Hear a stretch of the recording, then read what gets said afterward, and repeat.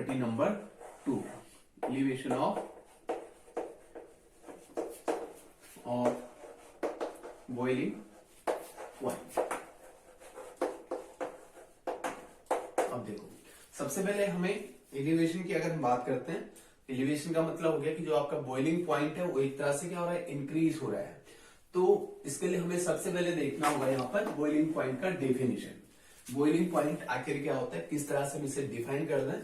Previous classes में आपने देखा होगा कि एलिवेशन को हम कैसे डिफाइन करते थे, ऐसा मैक्सिमम टेम्परेचर जहां पर आपका जो लिक्विड होता है गैसियस स्टेट में कन्वर्ट होता है एक कांस्टेंट टेम्परेचर पे, और उसके बाद आप सोल्यूशन को कितना भी टेम्परेचर दो, जो आपका लिक्विड है उसे कितना भी टेम्परेचर दो, उसका टेम्परेचर इंक्रीज नहीं होगा, टेम्परेचर मेंटेन हो जाता है, और उस कंडीशन पर आपका लिक्विड गैसेस स्टेट या वेपर स्टेट में कन्वर्ट होता है। तो उसी टेम्परेचर को हम क्या कहते थे, बॉइलिंग पॉइंट।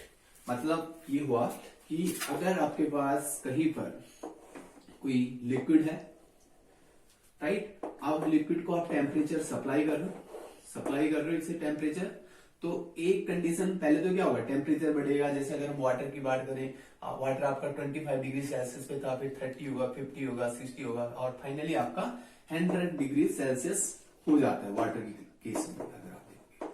ठीक, तो दैट मीन्स अब इसके बाद आप इसे कितना भी टेम्परेचर दो, इसका टेम्परेचर नहीं बढ़ेगा, क्योंकि जितने भी पार्टिकल्स यहाँ पर हैं, पहले तो क्या होगा, जब आप हीट दोगे ये वाला पार्टिकल यहां से भागेगा, दूसरे पार्टिकल को सप्लाई करेगा हीट, राइट, फिर ये वाला पार्टिकल यहां से रन करेगा इस तरह से ये सर्कल इसी के अंदर चलता रहेगा, एक पार्टिकल दूसरे को हीट सप्लाई करेगा। लेकिन जब हीट बहुत ज्यादा आप सप्लाई कर दोगे और सबका टेम्परेचर बराबर हो जाए, तो उस कंडीशन में क्या होगा, जैसे यहां से हीट पहुंचेगी आसानी से दूसरे को ट्रांसफर होगी। अब यहां पर क्योंकि सबका टेम्परेचर बराबर हो गया, तो इस कंडीशन पर अब मॉलिक्यूल क्या करेगा, यहां से जितनी भी आप हीट दोगे वो ये मॉलिक्यूल लेकर यहां से एस्केप कर जाएगा, राइट। तो मतलब आपका मैक्सिमम टेम्परेचर आ गया। उससे पहले क्या हो रहा था, एक दूसरे को ट्रांसफर कर रहे थे, या फिर बहुत कम मॉलिक्यूल ऐसे थे जिनको ये पूरी तरह से हीट मिल रही थी, पूरी तरह से टेम्परेचर मिल रहा था और ये एस्केप हो रहे थे। लेकिन जब मैक्सिमम टेम्परेचर, एक टेम्परेचर ऐसा आ गया कि सब मॉलिक्यूल का काइनेटिक एनर्जी बराबर हो गया, या उनका टेम्परेचर बराबर हो गया, मेंटेन हो गया, राइट। तो उस कंडीशन में जितनी भी आप इसे हीट दोगे, ये मॉलिक्यूल हीट गेन करके यहां से लिबरेट हो जाएंगे, और इसके बाद आपका इस कंडीशन पे टेम्परेचर सोल्यूशन का या जो लिक्विड होगा कांस्टेंट हो जाएगा, लिक्विड वेपर में कन्वर्ट हो रहा होगा। ठीक, तो इस टेम्परेचर को हम क्या बोलेंगे, बॉइलिंग पॉइंट। दूसरा तरीका यहाँ पर वेपर प्रेशर के अकॉर्डिंग कैसे डिफाइन करते हैं, वेपर प्रेशर के अकॉर्डिंग हम यहाँ पे डिफाइन करते हैं, क्योंकि आपके पास जब भी हम ओपन सरफेस की बात कर रहे हैं तो वहां पर कुछ ना कुछ प्रेशर एयर एग्जर्ट करती है, जो एटमॉस्फेयर में एयर है वो कुछ ना कुछ प्रेशर एग्जर्ट करती है, जिसे हम क्या बोलते हैं, एटमॉस्फेरिक प्रेशर, जिसे हम क्या बोलेंगे, एटमॉस्फेरिक प्रेशर, राइट। अब एटमॉस्फेरिक प्रेशर इसके ऊपर एग्जर्ट हो रहा है, अब यहां पर इस सोल्यूशन के ऊपर कुछ वेपर प्रेशर भी होगी, ठीक। तो not equal to, liquid becomes equal to atmospheric pressure,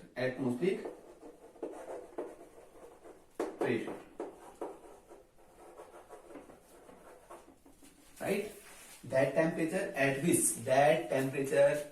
which vapor pressure of liquid becomes equal to atmospheric pressure। आप कह सकते हो that temperature at which vapor pressure of liquid becomes equal to atmospheric pressure।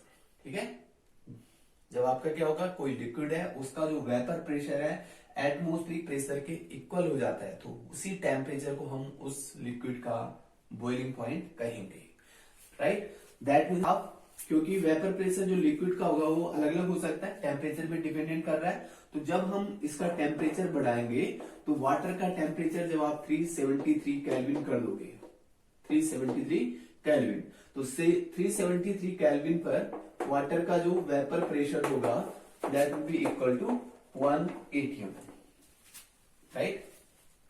आपके पास क्या है, जो भी एटमॉस्फेरिक प्रेशर होता है उसे हम क्या कितना मेजर कर रहे हैं, 1 atm, 1 एटमॉस्फेरिक प्रेशर। अब जो भी लिक्विड है उसका जो वेपर प्रेशर और टेम्परेचर पे डिपेंड कर रहा है। जब आप टेम्परेचर बढ़ाओगे तो वेपर प्रेशर बढ़ेगा। अब जैसे हमने वाटर की बात की, तो वाटर में क्या होगा आपका, वाटर में जैसे जैसे टेम्परेचर बढ़ाओगे वेपर प्रेशर बढ़ता जाएगा, और 373 यानी कि 100 डिग्री सेल्सियस पर आपका वेपर प्रेशर यहाँ पर 1 atm हो जाता है, यानी कि ये एटमॉस्फेरिक प्रेशर के बराबर हो रहा है। तो इसी टेम्परेचर को हम बॉइलिंग पॉइंट बोलते हैं फॉर वाटर, राइट। अब यहां पर हम एलिवेशन की बात करेंगे। ये तो हो गया आपका बॉइलिंग पॉइंट। अब हम यहां पर एलिवेशन की बात करेंगे। अभी तक आपने देखा कि जो भी आपका प्योर सॉल्वेंट है वहां पर कुछ ना कुछ वेपर प्रेशर होगा, राइट। अब जब आप यहां पर क्या करोगे, नॉन वोलेटाइल सॉल्यूट ऐड करोगे, नॉन वोलेटाइल सॉल्यूट ऐड करोगे, तो नॉन वोलेटाइल सॉल्यूट ऐड करने पे क्या होगा, पहले भी आपने देखा था। तो इससे क्या होगा, वेपर प्रेशर डिक्रीज होगा। इससे क्या होगा, वेपर प्रेशर डिक्रीज होगा। नॉन वोलेटाइल ऐड करने पे क्या होगा, वेपर प्रेशर डिक्रीजेस। ठीक, ये आप पहले से समझ गए होंगे कि वेपर प्रेशर कैसे डिक्रीज होगा, क्योंकि जो सरफेस एरिया है यहाँ पर कुछ पार्टिकल नॉन वोलेटाइल सॉलिड के होंगे, जिससे वेपर प्रेशर डिक्रीज होगा, राइट। तो अब देखो, क्योंकि वेपर प्रेशर ऑलरेडी डिक्रीज हो गया और आपको यहाँ पर वेपर प्रेशर किसके बराबर करना है, एटमॉस्फेरिक प्रेशर के बराबर, राइट। अब यहाँ पर जब आपने नॉन वोलेटाइल डाला तो वेपर प्रेशर डिक्रीज हुआ। अब यहाँ पर वेपर बढ़ाने के लिए आपको क्या करना होगा, टेम्परेचर देना होगा, ज्यादा टेम्परेचर देना होगा। पहले तो यहाँ पर वेपर ज्यादा थी तो ये आसानी से एटमॉस्फेरिक प्रेशर के बराबर हो जा रहा था, लेकिन नॉन वोलेटाइल सॉल्यूट ऐड करने पर यहाँ पर हमें ज्यादा टेम्परेचर देना पड़ेगा। ज्यादा टेम्परेचर देना पड़ेगा तभी जाके आपके पास यहाँ पर वेपर बनेगा, ज्यादा वेपर बनेगा, और ये तभी एटमॉस्फेरिक प्रेशर के बराबर हो पाएगा। तो दैट मीन्स यहाँ पर इस कंडीशन पे आपको क्या देना पड़ेगा, more temperature is required, more temperature is required इसके लिए for atmospheric pressure, vapour pressure becomes equal to atmospheric pressure. इस कंडीशन को अचीव करने के लिए आपको यहाँ पर ज्यादा टेम्परेचर देना पड़ेगा। इसका मतलब अगर आपके पास यहाँ पर 100 डिग्री सेल्सियस पर, अगर फर्स्ट वाला आपके पास है, अगर ये 100 डिग्री सेल्सियस पर बॉईल हो रहा था वाटर के केस में, तो इसके लिए आपको ज्यादा टेम्परेचर देना पड़ेगा। मतलब ये जो आपके पास सोल्यूशन होगा, इसका जो बॉइलिंग पॉइंट होगा, boiling point will be more than 100 degree, more than 100 degree Celsius, right.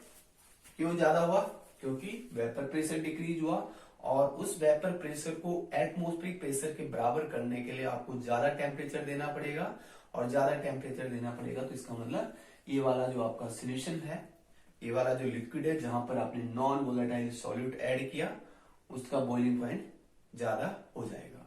अब क्योंकि ये कॉलिगेटिव प्रॉपर्टी है, तो जितने ज्यादा आपके पास यहाँ पर नॉन वोलेटाइल पार्टिकल के नंबर होंगे उतना ज्यादा बॉइलिंग पॉइंट होगा, राइट। अगर आप यहाँ पर 1 मोल ऑफ ग्लूकोज ऐड कर दो, ठीक है, आपने क्या किया, एक बार 1 मोल ऑफ ग्लूकोज ऐड किया, और एक बार आपने 1 मोल ऑफ NaCl ऐड किया, राइट। तो दोनों में क्या फर्क पड़ेगा, सपोज करो कि पहले आप 1 मोल ऑफ ग्लूकोज यहां पर ऐड कर रहे हो, राइट। तो 1 मोल ग्लूकोज जब आप ऐड करोगे तो यहां पर भी, क्योंकि ग्लूकोज डिसोसिएट नहीं होता है, आपको ध्यान रखना है, ग्लूकोज डिसोसिएट नहीं होता है वाटर में। अगर आपके पास ग्लूकोज के सपोज करो कि 100 मॉलिक्यूल्स हैं, 100 मॉलिक्यूल्स आप ग्लूकोज में डालो तो 100 ही रहेंगे, ठीक। अगर आपके पास 100 ग्लूकोज के मॉलिक्यूल आपने वाटर में डाल दो 100 ही रहेंगे, क्योंकि नॉन वोलेटाइल है, तो क्या करेगा, वेपर प्रेशर डिक्रीज होगा, और अगर वेपर प्रेशर डिक्रीज होगा तो बॉइलिंग पॉइंट आपका इंक्रीज हो जाएगा। लेकिन अगर आप NaCl का 1 मोल डालते हो तो वाटर में डालने पे जो आपका NaCl है वो आपका क्या हो जाता है, डिसोसिएट हो जाता है, यानी कि नंबर ऑफ पार्टिकल्स क्या हो गए, बढ़ गए, नंबर ऑफ पार्टिकल्स बढ़ गए। दोनों के 1 मोल थे, इस पे तो कोई फर्क नहीं पड़ेगा, इसके पार्टिकल उतने ही रहेंगे, लेकिन NaCl को वाटर में डालने पे नंबर ऑफ पार्टिकल्स इंक्रीज हो रहे हैं, तो इसकी वजह से आपका बॉइलिंग पॉइंट और ज्यादा बढ़ जाएगा, क्योंकि पार्टिकल्स यहाँ पर ज्यादा हो रहे हैं वाटर में डालने पर। यहाँ पर भी पार्टिकल डिसोसिएट ना तो एसोसिएट हो रहे हैं ना ही डिसोसिएट, ब्रेक डाउन नहीं हो रहे ग्लूकोज के पार्टिकल, उतने ही रहेंगे। ठीक है, बॉइलिंग पॉइंट इस कंडीशन में बढ़ेगा, इसमें भी बढ़ेगा, लेकिन यहाँ पर पार्टिकल डिसोसिएट हो रहे हैं, नंबर ऑफ पार्टिकल बढ़ रहे हैं, तो इसका मतलब यहाँ पर ज्यादा बॉइलिंग पॉइंट होगा, और यहाँ पर इससे तो ज्यादा होगा लेकिन NaCl से कम होगा। अब हम यहाँ पर देख लेते हैं इसका जो मैथमेटिकल फॉर्मूला है वो किस तरह से हमारे पास होता है, और उसकी हेल्प से हम किस तरह से मोलर मास या जो भी आपका सॉल्वेंट है उसकी कैलकुलेशन करेंगे, उसके मोलर मास की या उसका जो वेट है। तो देखो आपके पास जो एलिवेशन ऑफ बॉइलिंग पॉइंट है, सबसे पहले हम इसे डेल्टा TB से डिनोट करते हैं, आपको ध्यान रखना है डेल्टा TB, राइट।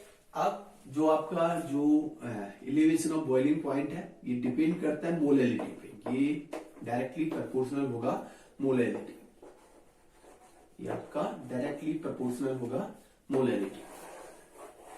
ठीक, मतलब मोलैलिटी जितनी ज्यादा होगी, जो आपका डिफरेंस है बॉइलिंग पॉइंट का डिफरेंस प्योर सॉल्वेंट और जो आपका सोल्यूशन बना नॉन वोलेटाइल सॉल्यूट ऐड करके, वहां पर जो डिफरेंस आ रहा है उसे हम डेल्टा TB से दिखा रहे हैं। जैसे आपने देखा था भी यहाँ पर आपके पास प्योर सॉल्वेंट था, तो सपोज करो कि इसका जो बॉइलिंग पॉइंट है डेल्टा TB जो आएगा आपके पास, ये कहां से आएगा TB, ये बॉइलिंग पॉइंट किसके लिए, प्योर के लिए है। और जब आपने इसमें नॉन वोलेटाइल सॉल्यूट ऐड किया, तो ये सोल्यूशन आपके पास बना, इसका बॉइलिंग पॉइंट हम केवल TB लिख रहे हैं। ठीक, अब मैंने आपको पहले ही बता दिया था कि जो यहाँ पर TB होगा, जो नॉन वोलेटाइल सॉल्यूट को ऐड करने से बन रहा है सोल्यूशन, ये जो आपका टेम्परेचर होगा ये ज्यादा होगा और डेल्टा T0B कम होगा, राइट। तो इन दोनों का जो डिफरेंस आएगा आपका, इन दोनों का जो डिफरेंस है that is TB minus T0B, इसी को हम किस फॉर्म में लिख रहे हैं, डेल्टा TB के फॉर्म में रिप्रेजेंट कर रहे हैं, जो कि क्या इंडिकेट कर रहा है, जो आपका इंडिकेशन दे रहा है एलिवेशन ऑफ बॉइलिंग पॉइंट, यानी कि बॉइलिंग पॉइंट में कितना चेंज हुआ इसके बारे में आपको ये पता चल पा रहा है डेल्टा TB से। ठीक है, अच्छा अब हम बात करेंगे यहाँ पर मोलैलिटी। अब मोलैलिटी का यूज इसलिए किया जा रहा है, मोलैलिटी नहीं आया यहाँ पे, क्योंकि मोलैलिटी अगर आप टेम्परेचर बढ़ा रहे हो तो होगा क्या, जब टेम्परेचर बढ़ाओगे तो मोलैलिटी में बहुत सारा चेंजेस दिखेगा आपको। ठीक है, और मोलैलिटी में जो आपका टेम्परेचर, क्योंकि टेम्परेचर डिपेंडेंट नहीं होता है, यहाँ पे हमें टेम्परेचर बहुत ज्यादा चेंज करना पड़ रहा है, राइट। अब देखो इसी को हम क्या लिख सकते हैं, delta TB equal to molality, और मोलैलिटी को आप किससे डिनोट करते हो, स्मॉल लेटर m से डिनोट करते हो। प्रोपोर्शनलिटी का साइन हटाया तो आपके पास एक कांस्टेंट आएगा जिसे हम Kb से रिप्रेजेंट करेंगे, Kb इंटू m। ठीक, और जो आपके पास Kb है एक तरह से कांस्टेंट है, और इसको हम यहां पर बोलेंगे molal elevation boiling point constant, इसको हम क्या बोलते हैं, molal elevation boiling point constant बोलेंगे, या फिर इसी का दूसरा नाम है इब्लियोस्कोपिक कांस्टेंट, इसी को हम क्या बोलते हैं, इब्लियोस्कोपिक कांस्टेंट, राइट। तो ये आपके पास है एक कांस्टेंट जिसे हम बोलते हैं molal elevation boiling point constant, या फिर सिंपली आप इसे बोल सकते हो इब्लियोस्कोपिक कांस्टेंट, राइट। अब क्योंकि मोलैलिटी का आपको फॉर्मूला याद होगा, पहले भी हमने देखा था, तो आप इसे और आगे एक्सप्रेस कर सकते हो, delta TB equal to Kb, और मोलैलिटी की जगह हम लिख सकते हैं यहां पर WA divided by MA into 1000 upon W।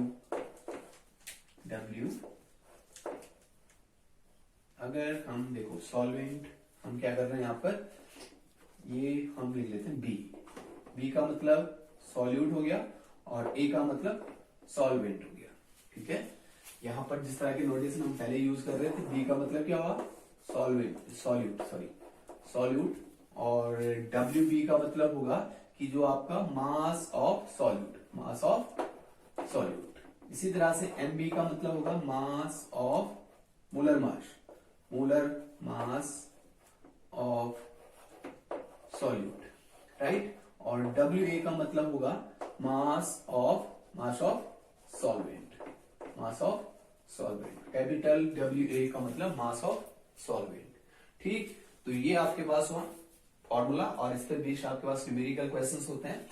तो पता है कि वाटर नॉर्मली 100 डिग्री पे बॉईल होता है। अब आपने देखा होगा जब घरों में दाल बनाई जाती है तो वहां पर हम क्या डाल देते हैं, कुछ सॉल्ट ऐड कर लेते हैं, जिससे वाटर का बॉइलिंग पॉइंट इंक्रीज हो जाता है और उसे ज्यादा टेम्परेचर मिल जाता है, जल्दी वो पक जाती है। तो इसलिए वहां पर NaCl का यूज किया जाता है, क्योंकि NaCl डालने से वहां पर आपका बॉइलिंग पॉइंट का जो वैल्यू होगा that will B becomes more than 100।